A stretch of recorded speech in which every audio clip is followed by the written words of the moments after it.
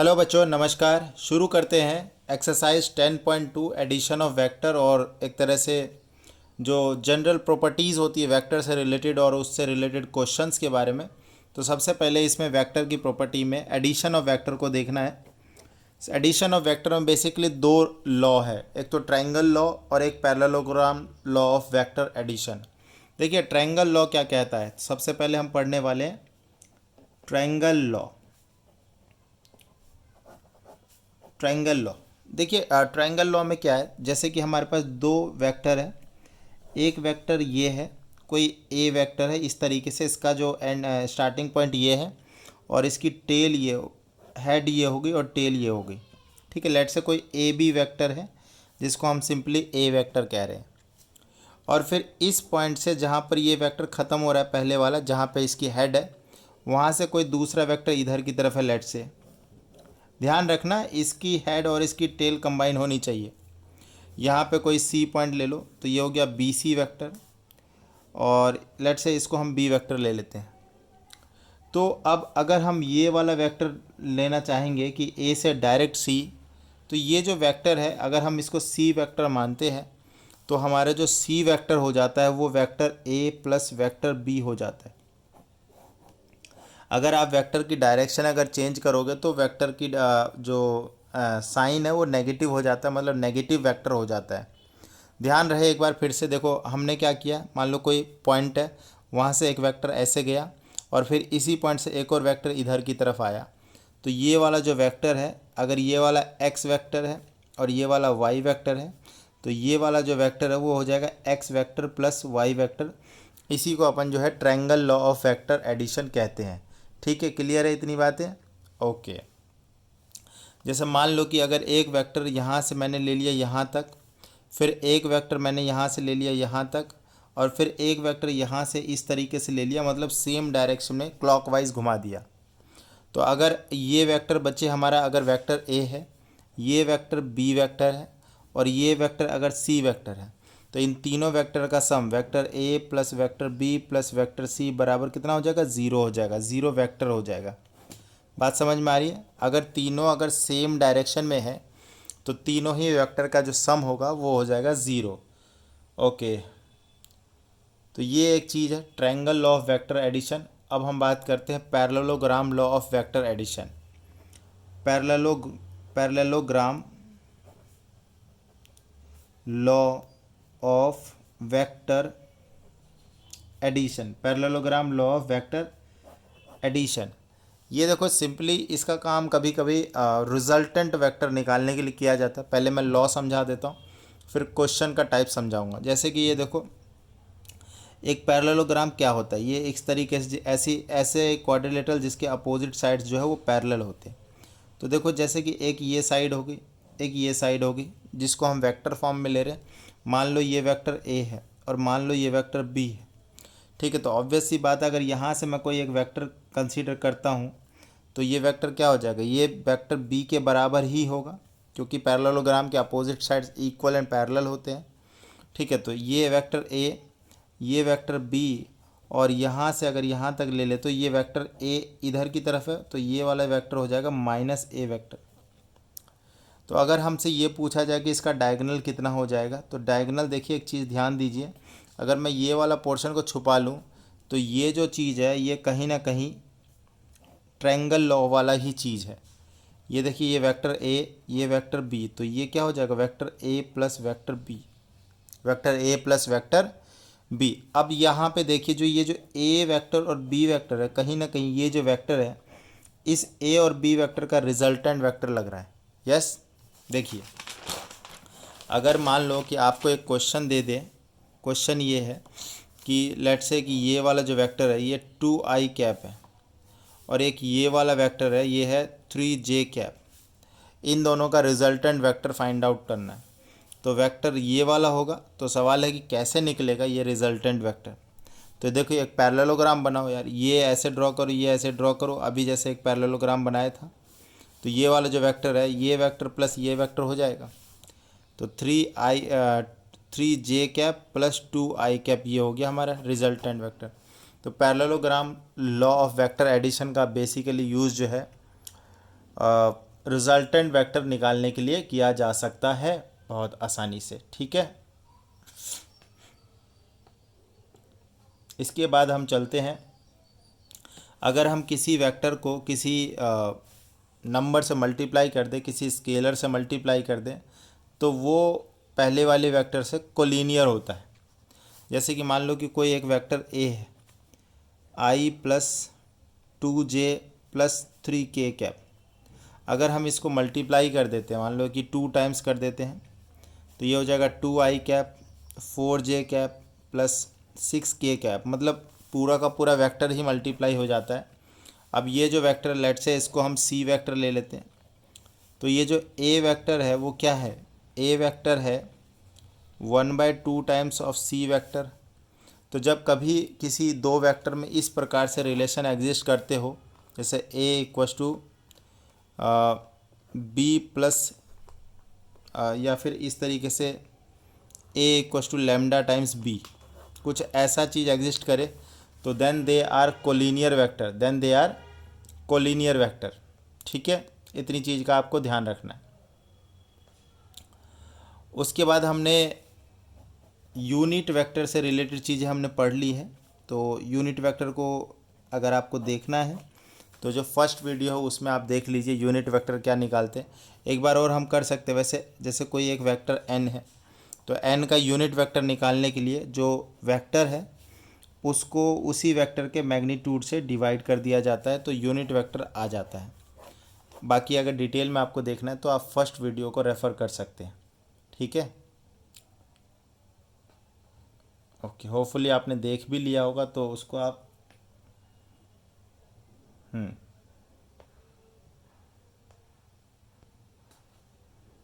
Okay ना, अगर हमें कुछ ऐसी चीज़ आ जाए, दो पॉइंट है, इन दो पॉइंट से जुड़े दो पॉइंट है, दोनों के कोऑर्डिनेट दे रखे, मान लो ये x1 y1 z1, x2 y2 z2। अगर ये पॉइंट A है और ये पॉइंट B है और हमें ए बी वेक्टर लिखना है, तो बहुत आसानी से आप लिख सकते हैं। जो कोऑर्डिनेट्स है, जो x coordinate, y coordinate, z coordinate है, इनको सब्ट्रैक्ट करके i कैप यहाँ पे लगा सकते हैं, y2 minus y1 j cap और z2 minus z1 k cap. इस तरीके से हम इसको फाइंड आउट कर सकते हैं, वेक्टर बड़े ही आराम से निकाल सकते हैं बहुत आसानी से। क्वेश्चंस करेंगे आगे हम इसका, जैसे कि मान लो कि ये पॉइंट होता है 2 3 0, और इधर ले लो आप -1 -2 -4, और हम अगर ए बी वेक्टर लिख रहे होते तो आप देखिए यहाँ पे -1 और ये हो गया -2 i कैप, और इधर देखिए -2 और -3 j कैप, और ये हो गया -4 -0 k कैप। तो हमारे पास आ गया -3 i cap, -5 j cap, -4 k cap. इस तरीके से हमने वेक्टर निकाल लिया। उसके बाद नेक्स्ट चीज़ है सेक्शन फार्मूला। सेक्शन फार्मूला, ठीक है, सेक्शन फार्मूला। सेक्शन फार्मूला में हम ये देखते हैं कि मान लो कोई वेक्टर है ए और बी, कोई वेक्टर है, उसको कोई रिजल्टेंट वेक्टर उसको कुछ पर्टिकुलरली m/n में डिवाइड करे। मान लो एक पॉइंट है P और एक पॉइंट है Q, और P का पोजीशन वेक्टर ये हो गया OP वेक्टर, और Q का पोजीशन वेक्टर ये हो गया OQ वेक्टर। एक बार फिर से देखिए यहाँ पर, मान लीजिए हमारे पास एक पॉइंट है P, एक पॉइंट है हमारे पास Q, और दोनों के अपने अपने पोजीशन वेक्टर ये लो। इसका पोजीशन वेक्टर OP वेक्टर, इसका पोजीशन वेक्टर OQ वेक्टर। अब मान लो कि इस वेक्टर को, इस OP और OQ जो पोजीशन वेक्टर है, इनके बीच से एक रिजल्टेंट वेक्टर जा रहा है, जो कि इसके पर्टिकुलरली ये लाइन जॉइनिंग PQ वेक्टर को m/n में डिवाइड कर रहा है। लाइन जॉइनिंग PQ वेक्टर, ये वाला वेक्टर m/n में डिवाइड कर रहा है। तो बहुत आराम से आप इसका आंसर निकाल सकते हैं। आप इसको और भी आसानी से समझ लीजिए। ये देखिए, मान लो कि ये P पॉइंट है और मान लो कि ये Q पॉइंट है, ठीक है।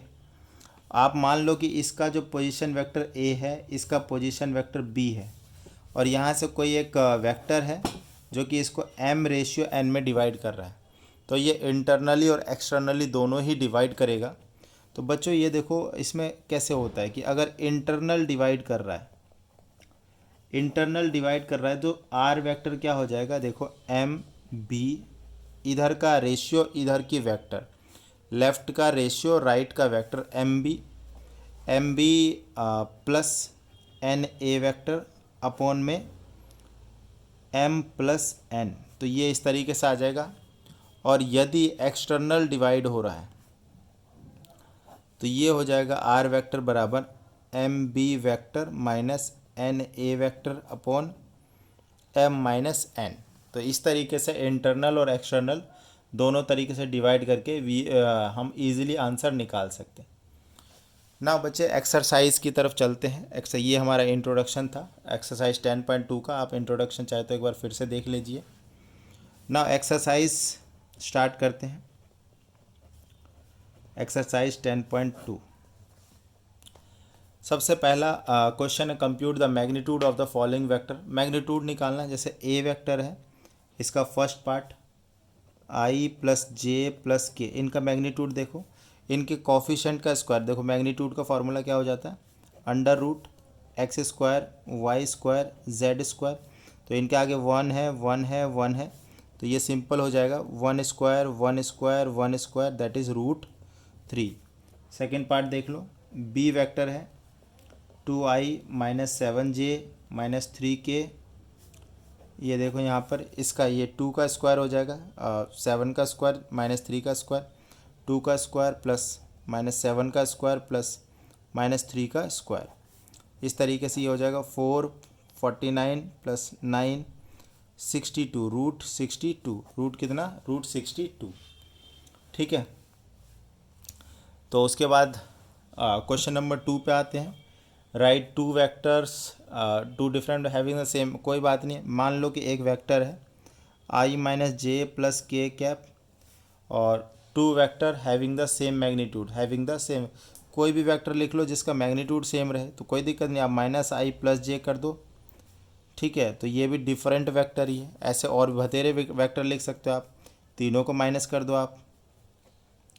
ठीक है, इन सभी वेक्टर के मैग्नीट्यूड सेम है but vector they are different different. Right third question है, right two different vector having the same direction. तो दो वेक्टर लिखने, लेट से ए वेक्टर है और सेम डायरेक्शन है तो कोई दिक्कत नहीं है। देखो आई प्लस जे प्लस के, एक वेक्टर ये ले लिया और सेम डायरेक्शन लिखना है तो आई जे के का साइन सेम रखना है, तो ये ले लो 2i ले लो, 2j ले लो, 2k ले लो, ये देख रहे हो डायरेक्शन सेम है। ठीक है, डायरेक्शन सेम है, मतलब they are basically they are collinear. हमें बेसिकली कोलिनियर वेक्टर लिखने, तो आप कितने भी 3 से मल्टीप्लाई कर लो, 4 से कर लो, you can write so many vectors, इसमें कोई बाउंडेशन नहीं है। ठीक है, डायरेक्शन सेम रखना है, बस आपको आई जे के का जो साइन है वो सबका सेम रखना है, बाकी वेक्टर आप जितने मर्जी लिख दीजिए। ठीक है, क्वेश्चन नंबर 4 में है कि find the value of X Y. देखो ये जो दो वेक्टर है ना, दो वेक्टर इनको इक्वल दिया हुआ है और पूछ रहा है कि एक्स और वाई की वैल्यू क्या है। अब देखो दो वेक्टर तभी इक्वल होता है जब मैग्नीट्यूड और एज वेल एज उनके जो डायरेक्शन सब बराबर हो। दैट मीन्स जो आई का कंपोनेंट यहाँ पर है वही आई का कंपोनेंट यहाँ होगा, तो एक्स की वैल्यू 2 हो गई, और जो वाई जे का कंपोनेंट यहाँ है वही जे का कंपोनेंट इधर होगा, तभी they are equal, otherwise they are not equal. तो एक्स और वाई की वैल्यू हमारी आ गई 2 और 3। तो वेरी इजी क्वेश्चन, टाइम नहीं लग रहा है इन सबको करने में।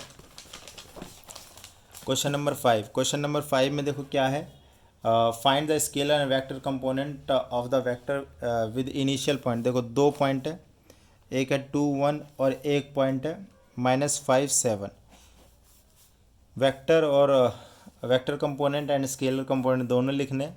ठीक है, तो इसमें बहुत सिंपल है कि देखो पहले तो वेक्टर लिख लो, लेट से ये ए पॉइंट है ये बी पॉइंट है, तो ए बी वेक्टर के लिए अभी बताए थे थोड़ी देर पहले, x2 minus x1 plus y2 minus y1, इस तरीके से -5 -2 आई कैप ले लो प्लस 7 -1 जे कैप हो गया। ठीक है, तो ये हो गया -7 आई कैप अब प्लस 6 जे कैप। ठीक है, तो ए बी वेक्टर ये हो गया। तो स्केलर कंपोनेंट क्या क्या हो गया, स्केलर कंपोनेंट हो गया -7 एंड 6, और वेक्टर कंपोनेंट हो गया आई एंड जे, आई एंड जे। ये फिफ्थ क्वेश्चन हो गया। Now question number 6, question number 6, find the sum of the vector. देखो तीन वेक्टर है, तीन वेक्टर है। ए वेक्टर है हमारे पास आई minus 2j plus K cap. B vector है हमारे पास -2i plus 4j plus 5k। और एक सी वेक्टर है हमारे पास, सी वेक्टर बचे देखो कितना, i -6j -7k कैप। तीनों वेक्टर को ऐड कर दो तो a plus B plus C vector बराबर हो जाएगा। ये देखो आप यहाँ पे तो 0i कैप -4j कैप और ये हो गया 6 माइनस के कैप। ठीक है, दैट मीन्स कि अगर मैं इन सब को मान लो कोई डी वेक्टर मान लूँ तो हमारे पास आ गया ये 4j कैप माइनस के कैप, 4j कैप माइनस के कैप, ये डी वेक्टर आ गया। This was question number 6, this was question number 6। Now question number 7 देखते हैं। Question, find the unit vector in the direction of this. जब भी आपसे ऐसा क्वेश्चन पूछे ना, unit vector in the direction of this, तो उसका मतलब होता है कि यूनिट वेक्टर निकाल लो, बस डायरेक्शन वायरेक्शन सब मिल जाती है। जो यूनिट वेक्टर निकालोगे वो इसी के डायरेक्शन में होगा, ऑब्वियस सी बात है। आई प्लस जे प्लस 2k यूनिट वेक्टर का मैंने फार्मूला बताया था, that is vector A upon में इसी वेक्टर का मैग्नीट्यूड। तो देखो आप पहले तो मैग्नीट्यूड ऑफ ए निकाल लो। मैग्नीट्यूड के लिए क्या करना है, इनके कॉफिशेंट का स्क्वायर करके ऐड कर देना है रूट में, 1 स्क्वायर 1 स्क्वायर 2 स्क्वायर √6। तो सिंपल हो गया। देखो ए वेक्टर हो गया तो ये हो गया 1/√6 आई कैप, 1/√6 जे कैप, 2/√6 के कैप। ये हो गया 7th question. Now question number 8, question number 8, P और क्यू दो पॉइंट है, यूनिट वेक्टर निकालना है। तो पहले पी क्यू वेक्टर निकाल लूँगा। पहले तो मैं पॉइंट लिख लेता हूँ। देखो ये पी पॉइंट और ये क्यू पॉइंट। पी का जो कोऑर्डिनेट है 1,1,2,3 और ये है 4,5,6। तो बेटा जी पी क्यू वेक्टर के लिए आपको Q vector minus P vector, मतलब position vector of Q minus position vector of P, basically nothing but the 4 - 1 3 I cap, 5 - 2 3 J cap, 6 - 3 3 के कैप। और इसी का यूनिट वेक्टर निकालना है। तो देखो पहले तो मैग्नीट्यूड निकाल लो पी क्यू वेक्टर का, 3 का स्क्वायर 3 स्क्वायर 3 स्क्वायर, तो कितना आ गया √27। ठीक है, 3√3 3√3। तो पी क्यू यूनिट वेक्टर क्या हो गया हमारा, तो ये देखो 3i cap 3j cap 3k cap अब बटे 3√3, ये पूरा का पूरा मैग्नीट्यूड, 3 से 3 कट गया तो 1/√3 आई कैप, 1/√3 जे कैप, 1/√3 के कैप। तो ये भी हो गया हमारे पास, इसका आंसर निकल गया। नाउ क्वेश्चन नंबर, ठीक है यूनिट वेक्टर आ गया। Now question number 9, question number 9, question number 9 में क्या, देखो ए वेक्टर आपको गिवन है 2i minus J cap plus 2k cap. B vector आपको गिवन है -i plus J minus K. Find the unit vector in the direction of A plus B. तो vector को sum कर दो तो vector A plus vector B मिल जाएगा। तो ये हो गया आई कैप, ये तो 0 हो गया, 0 जे कैप अब प्लस के कैप। ठीक है, ए प्लस बी वेक्टर मिल गया। अब इसी का यूनिट वेक्टर निकालना है। तो vector A plus vector B का मैग्नीट्यूड देखो कितना आ जाएगा जी। ये जे कंपोनेंट तो 0 है बट इसका है और के का है, तो 1 स्क्वायर प्लस 1 स्क्वायर तो √2 आ गया। Vector A plus vector B का जो है मैग्नीट्यूड यूनिट वेक्टर लेना है, तो ए प्लस बी कैप लगा दो, यूनिट वेक्टर हो गया। तो बेसिकली आई प्लस के बाय में 2 √2, सिंपली इसको लिखेंगे 1/√2 आई कैप प्लस 1/√2 के कैप। तो ये हो गया हमारा 9th क्वेश्चन ख़त्म। Question number 10, question number 10, find the vector in the direction of this which has magnitude 8 unit. एक वेक्टर है, let's say vector A 5i minus J cap plus 2k। एक हमें एक वेक्टर बताना है जिसका मैग्नीट्यूड 8 यूनिट हो और जो कि इसके डायरेक्शन में हो। सबसे पहले इसका लेट कर लो, let B vector equal to 8 times of magnitude unit vector of A. ठीक है, 8 मैग्नीट्यूड का चाहिए। तो मैग्नीट्यूड ऑफ ए निकाल लो पहले। देखो 25 + 1 + 4 कितना आ गया ये, √30। अब देख लीजिए बच्चे, ये √30 को आप क्या ले सकते हैं, ये देखिए यहाँ पे 30 2 15 2 3 5, इसका कोई परफेक्ट रूट है नहीं, तो √30 रहने देता हूँ।